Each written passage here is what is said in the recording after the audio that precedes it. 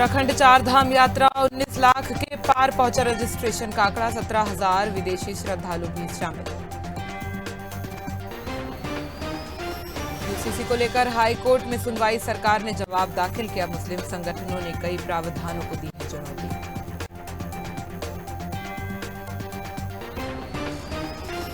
उत्तराखंड से होगी कैलाश मानसरोवर यात्रा। 30 जून को पहला दल रवाना।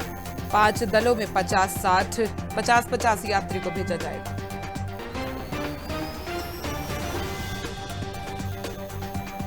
उत्तराखंड के सीमांत जिले में बढ़ेगा रोजगार का साधन। 253 किसानों ने 5 महीने में करोड़ों का खाया। टीपीपी को मटन चिकन करते हैं सप्लाई।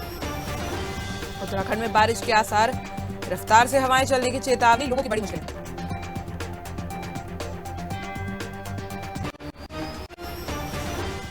नमस्कार, मैं हूं आपके साथ हंसिका। रुक करते हैं उत्तराखंड की खास खबरों का।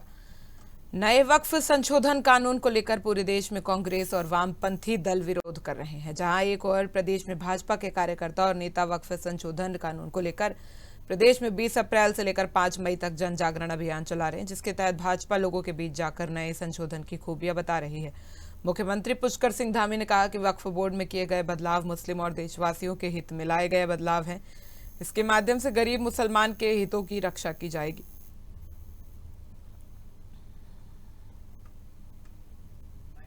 देश के हित में लाया गया, मुस्लिम समुदाय के हित में लाया गया, गरीब मुस्लिमों को आगे बढ़ाने के लिए लाया गया है। उन जमीनों का सही प्रकार से सदुपयोग हो, देश के विकास के काम में आए, गरीब लोगों के काम में आए। एक एक इंच जमीन जो अब देश के काम आएगी, उसकी बंदरबांट नहीं होगी, माफिया उस पर कब्जा नहीं कर पाएंगे, अपनी मन मर्जी से अपने चहेते लोगों को नहीं दी जाएगी। जो सरकार ने इस संशोधन बिल जो लेकर आई है, भारत और मुसलमानों के भी, आदरणीय मोदी जी के नेतृत्व में गरीब मुसलमानों के भी अच्छे दिन आएंगे। गृह मंत्री वो न्यायालय भी तो नहीं जा रही है कांग्रेस। खाली न्यायालय चली जाती तो हमें लगता है कि शायद बेहतर कर रही है। कांग्रेस गुमराह कर रही है, विपक्ष गुमराह कर रहा है। हम ये कह रहे हैं, एक तरफ न्यायपालिका जाते हैं, सर्वोच्च न्यायालय जाते हैं और फिर उससे पहले हंगामा शुरू कर देते हैं कि सर्वोच्च न्यायालय के फैसले पर भी यकीन नहीं है कांग्रेस को। कमाल की बात यह है कि खुद कंफ्यूज है पूरा विपक्ष। जहां एक तरफ विपक्ष कहता है कि मैं मुस्लिम, कांग्रेस कहती है मुसलमानों की सबसे बड़ी हितैषी मैं हूँ, तो क्यों अपने झंडे और डंडों के साथ वो ग्राउंड जीरो पे नहीं उतरी है? क्यों हरीश रावत और बाकी तमाम नेता कांग्रेस के, करण मेहरा जी और बाकी प्रीतम सिंह जी, ये सब दूरी क्यों बनाए हुए हैं? क्यों अपना झंडा डंडा लेकर, क्यों अपनी सफ़ेद टोपी के सहारे वो ग्राउंड जीरो पे नहीं आ रहे हैं विरोध करने? क्यों अपने कार्यकर्ताओं को गोल टोपियां पहनाकर विरोध करने की लाइंस दे रहे हैं? क्यों अपने अनुसार उनके सहयोगी संगठन है, क्यों उनका सहारा ले रहे हैं? हम ये कह रहे हैं, अगर दम है कांग्रेस में, लोकतंत्र में विरोध का अधिकार वो कहते हैं कि है, तो आओ ना, अपने असली चेहरे पे आओ। ये ऐसे थोड़ी चलेगा।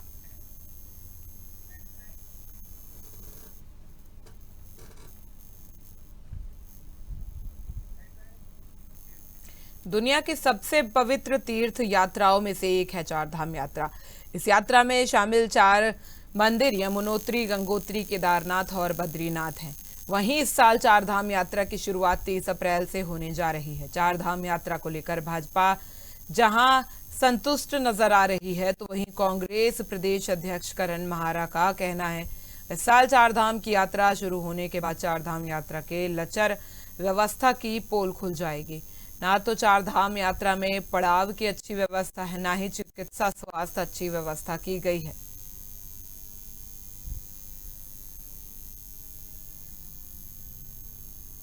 कोई व्यवस्था नहीं है, शुरू होने दीजिए, पता चल जाएगा। डॉक्टर्स की स्थिति वहाँ व्यवस्था की गई है, नहीं की गई है। पड़ाव में कितने लोगों के रहने की व्यवस्था, पानी की, पार्किंग की क्या व्यवस्था कर रखी है, रूट्स किस तरीके से बना रखे। पिछले बार आपने देखा होगा, कई ऐसी जगहें हैं जहाँ होम स्टेज बने, वहाँ को पुलिस ने लोगों को जाने ही नहीं दिया, होम स्टे भी खाली रहे और अव्यवस्था भी रही। तो ये सब चीज़ें हैं, उस पर कितना सरकार का ध्यान। दूसरा, आंकड़ों पर हमको नहीं जाना, हमको ये देखना है कि मेरे उत्तराखंड को क्या मिला है। सरकार इस बात पे पीठ ठोक रही है कि 60 लाख आ रहे, 70 लाख आ रहे, आप व्यवस्था कर रहे हैं। वो यहाँ की तारीफ करते हुए लौटे कि अच्छी व्यवस्थाएं थी, हमको खुशी हुई। अगर आदमी निराश होकर, परेशान होकर ये कहे आपके वीडियो के सामने, कैमरे के सामने कि साहब मैं तो 4 साल की मेहनत से कुछ पैसा बचा के आया था और 2 पड़ाव में ही मेरा पैसा खत्म हो गया, क्योंकि हम एक दिन के हिसाब से आए थे, हमको 4-4 दिन एक पड़ाव में रुकना पड़ रहा है, तो वो आदमी नाराज होके जाता है, तो वो अपने यहाँ जाके भी वही बातें करता है। सरकार को कुछ ऐसे कदम उठा 30 अप्रैल से गंगोत्री यमुनोत्री धाम के कपाट खुलने के साथ ही यात्रा शुरू हो जाएगी। 28 अप्रैल से यात्रियों के आने का सिलसिला शुरू हो जाएगा। अब तक 29,30,000 श्रद्धालु चारों धाम में दर्शन के लिए रजिस्ट्रेशन कर चुके हैं। यह ऑनलाइन आंकड़ा है। 28 अप्रैल से हरिद्वार, ऋषिकेश, विकासनगर और हरबर्टपुर में ऑफलाइन काउंटर खोले जाएंगे। बाहर चारों धामों में विदेशी नागरिक भी आने के लिए उत्साहित हैं। अब तक 17,000 से ज्यादा विदेशी नागरिक भी यात्रा के लिए पंजीकरण करा चुके हैं। इसमें America, Nepal, Malaysia, United kingdom समेत 103 देशों के नागरिक शामिल हैं। विदेशी नागरिकों ने केदारनाथ धाम के लिए 6100, बद्रीनाथ के लिए 4800, यमुनोत्री के लिए 2750 और गंगोत्री धाम के लिए 3150 श्रद्धालुओं ने पंजीकरण करवा लिया है। रजिस्ट्रेशन की संख्या को बढ़ते देख गढ़वाल आयुक्त विनय शंकर पांडे ने 4 धाम होटल एसोसिएशन के साथ महत्वपूर्ण बैठक की है, जिसके तहत यमुनोत्री धाम के लिए बड़कोत, डोबाटा, गंगोत्री धाम के लिए हिना में ऑफलाइन पंजीकरण केंद्र खोला जाएगा। इसके साथ ही केदारनाथ धाम के लिए गुप्तकाशी, फाटा और बद्रीनाथ धाम के लिए गोचर में ऑफलाइन पंजीकरण केंद्र खुलेगा।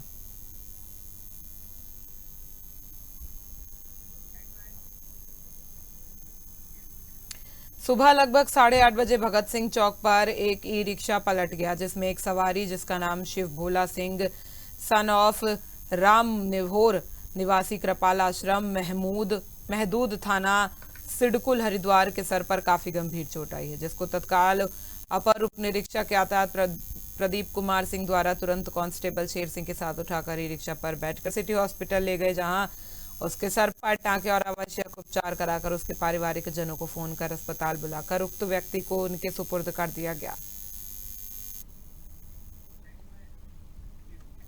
तीर्थ नगरी हरिद्वार, जहां पतित पावनी मां गंगा में लोग स्नान करके पुण्य अर्जित कर रहे हैं, वहीं आज मां गंगा में सुबह स्थानीय लोगों द्वारा पुलिस को सूचना दी गई कि मात्र सदन पुलिया के पास एक व्यक्ति की लाश पड़ी है। सूचना मिलने पर पुलिस टीम और स्थानीय लोगों ने लाश को नदी से निकाला। अभी तक मृतक की पहचान नहीं हो पाई है।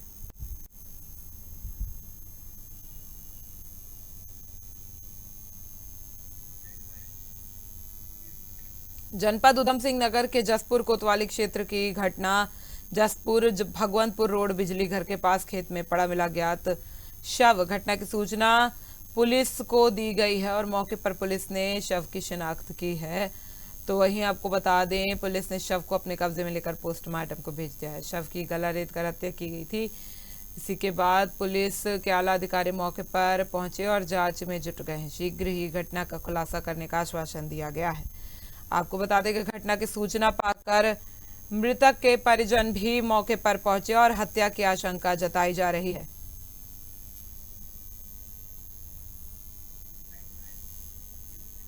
ऋषिकेश, मुनि की रेती और लक्ष्मण झूला क्षेत्र में भारी ट्रैफिक जाम से लाखों पर्यटक परेशान हैं।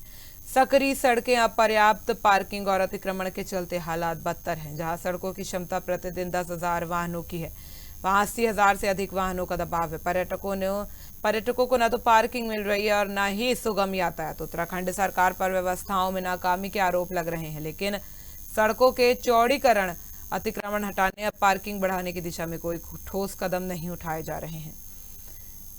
स्थानीय पुलिस गर्मी में ट्रैफिक संभालने की कोशिश कर रही, फिर भी पर्यटकों का गुस्सा झेल रही है। पूर्व मुख्यमंत्री हरीश रावत ने भी इस मुद्दे को उठाया, जो खुद 1.25 घंटे जाम में फंसे। उन्होंने सोशल मीडिया पर धामी सरकार से समाधान की मांग की है और तस्वीरें साझा की हैं।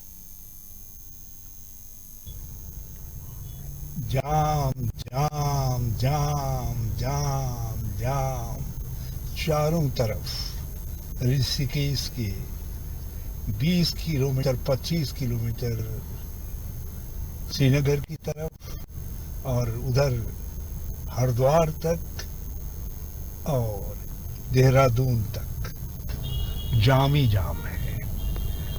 इस समय ऋषिकेश की एक गली में मैं लगभग 1.25 घंटे से जाम में फंसा हुआ हूँ। यहाँ की पुलिस, खैर उत्तराखंड की पुलिस हमारी परवाह नहीं करती कि वो मुझे आज की सरकार का विरोधी मानते हैं। अच्छी बात है, मैं विरोधी हूँ, लेकिन इस राज्य का एक वरिष्ठ नागरिक भी हूं, और यदि मैं 1.5-2 घंटा एक पॉइंट पे जाम में फंसा हूँ, कोई चिंता नहीं हो रही है, तो इससे सामान्य आदमी को इस जाम में क्या झेलना पड़ रहा है, इसकी कल्पना की जा सकती है।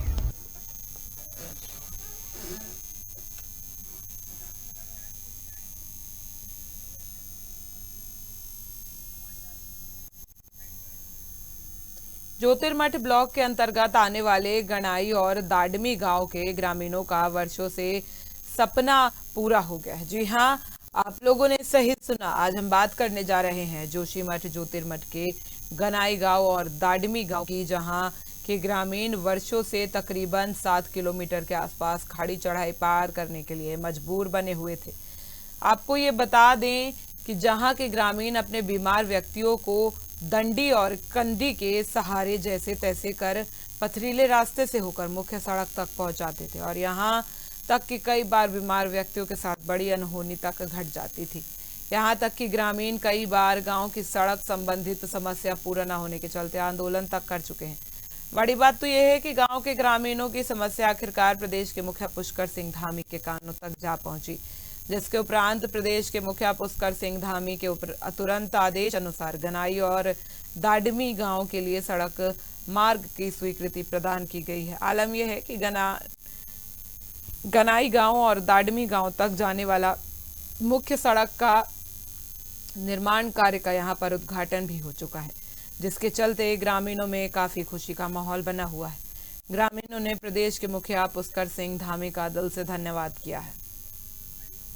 बस के साथ कहना चाहता हूँ, बहुत गदगद भी हूँ, और जितने ग्रामवासी हमारे आए हुए थे संख्या में, और सब आकर के बड़े हर्षोल्लास के साथ आज रोड की जो शुरुआत हुई। मैं ये कहता हूँ कि जो हमारे पूर्व में जितने भी लोग इस रोड के संघर्ष में रहे हैं, आज वो हमारे बीच में है नहीं, लेकिन उनकी आत्मा को भी बहुत संतुष्टि मिल रही है। और हमारे वर्तमान में जो मंडल अध्यक्ष हैं, बहुत संघर्ष रही मिल करके हमने जो काम किया है, तो हमको बहुत बड़ी खुशी हुई है कि हमने बहुत कुछ किया। और भी आगे हमको संघर्ष किए हैं कि जब हमारे लोग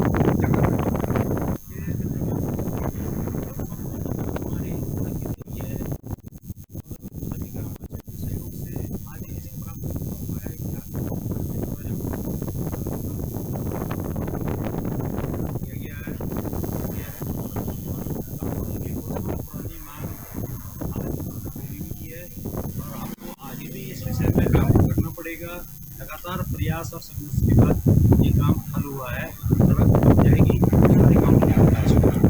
थैंक यू।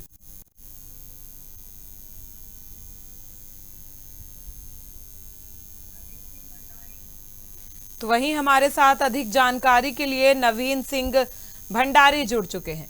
नवीन, ग्रामीणों ने इस मार्ग के लिए कितने वर्षों इंतजार किया, और आप जाके उनके सड़क का उद्घाटन हो रहा है, क्या कुछ माहौल देखा गया है वहां पर? जी बिल्कुल बताना चाहूंगा कि जोशीमठ ब्लॉक के अंतर्गत आने वाला सबसे दूरस्थ गांव गणाई गांव और दाडमी गांव के लिए अब एक नई सौगात मिल चुकी है। वहां के स्थानीय लोगों का सपना, वर्षों का जो सपना था, वो सपना पूरा हो चुका है।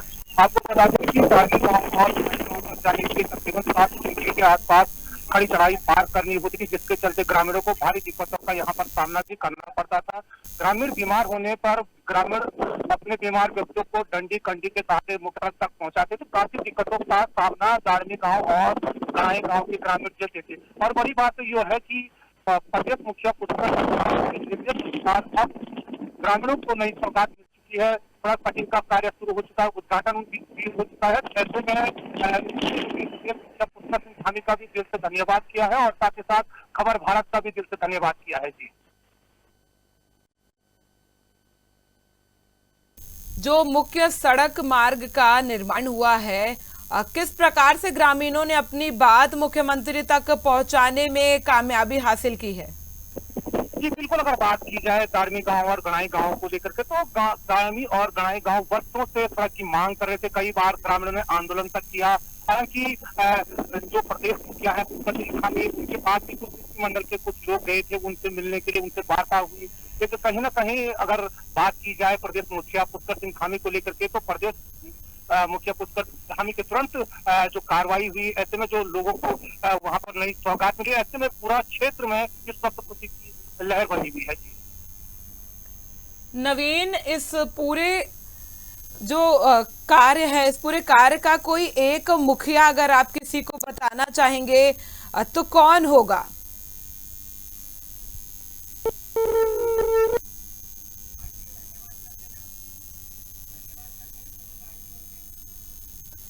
जी नवीन, तमाम जानकारी के लिए आपका बहुत बहुत धन्यवाद। तो बता दें कि कई वर्षों से ग्रामीण सड़क के लिए परेशान हो रहे थे और अब जाकर उनका सड़क का सपना पूरा हो गया है।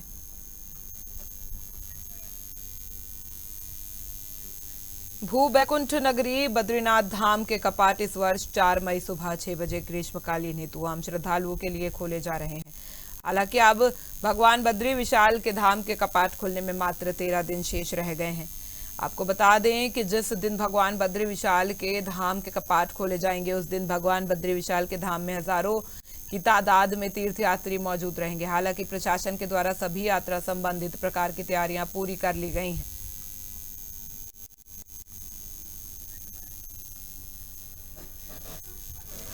मुख्यमंत्री पुष्कर सिंह धामी ने कहा कि धार्मिक छेड़छाड़ किए बिना उत्तराखंड में वक्फ की 1 इंच भूमि की जांच और देखभाल की जाएगी। वक्फ संशोधन से सरकार इसका उपयोग गरीब पसमानदा भाइयों और मुस्लिम बहनों के कल्याण में करेगी।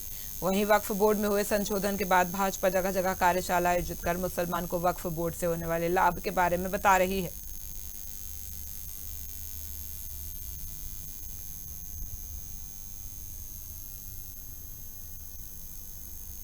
विपक्ष भ्रम फैलाने की कोशिश कर रहा है और वो कह रहा है कि जो प्रॉपर्टीज को वक्फ में दर्ज करने के लिए कहा गया है वो प्रॉपर्टी वक्फ में दर्ज नहीं की जा रही है, तो वक्फ अमेंडमेंट एक्ट आने के बाद ये प्रॉपर्टी दर्ज नहीं की जाएंगी। उनको शायद इस बात का भी जो ऑपोजिशन के लोग आरोप लगा रहे हैं उनको इसका ज्ञान नहीं है। जब हमारे पास कुछ संपत्तियों को भेजा जाता है वक्फ के लिए और वो वक्फ बाय डीड होती है उत्तराखंड के अंदर, अब क्योंकि वह यूजर को तो हमने पहले ही उत्तराखंड के अंदर जो सिस्टम बनाया है उस सिस्टम ने हमने डीएम को, जिसके ऊपर पूरे देश में ऑब्जेक्शन हो रहा है, हमने जिलाधिकारी को अपना जिले का उपायुक्त माना है, जो हमारे रूल्स उत्तराखंड के बने हैं। और उसके अकॉर्डिंगली जब वक्त में कोई संपत्ति रजिस्टर्ड होने के लिए आती है तो हम जिलाधिकारी महोदय के पास भेजते हैं कि आप इसकी संतुष्टि हमें दीजिए कि ये संपत्ति पर कोई विवाद नहीं है, ये इसकी निजी संपत्ति है और इसको वक्त किया जा सकता है। जब उनकी तरफ से अप्रूवल आ जाता है तो उसको दर्ज कर लिया जाता है। क्योंकि अभी तक सिस्टमैटिक वे में काम नहीं आया है, पुराना वाला जो ढर्रा चल रहा था वही चल रहा था। उम्मीद कर रहे हैं कि जैसे जैसे अप्रूवल डीएम के पास से आता रहेगा सारी प्रॉपर्टी दर्ज हो जाएंगी, जिसपे कोई डिस्प्यूट नहीं होगा। उसे दर्ज करने में तो वक्त को कोई दिक्कत नहीं है। एक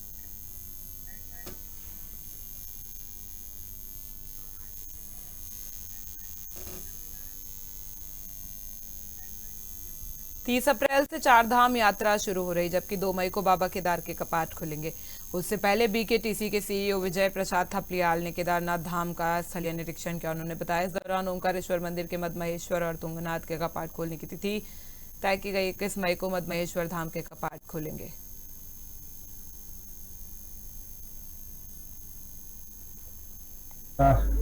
केदार घाटी में पूरा भ्रमण किया गया और अभी हाल ही में हमने जो केदारनाथ की उखीमठ ओंकारेश्वर में जो कपाट खुलने की तिथि होती है मदमेश्वर और तुंगनाथ की, तो 21 मई को मदमेश्वर बाबा की और 2 मई को तुंगनाथ की जो कपाट है खुलने का निर्णय लिया गया है पंचपुरोहित और तीर्थपुरोहित और बीकेटीसी द्वारा। इसी के परिप्रेक्ष्य में मैंने देखा पूरे रास्ते बिल्कुल चाक चौबंद है, बढ़िया है, रास्ते में कोई ऐसी दिक्कत नहीं, लाइट बिजली पानी की व्यवस्थाएं बिल्कुल शासन और प्रशासन मुस्तैद है और मुझे लगता नहीं कि किसी को दिक्कत आएगी और अच्छे से श्रद्धालुओं को बहुत भव्य और दिव्य दर्शन होंगे और रास्ते बहुत अच्छे हैं।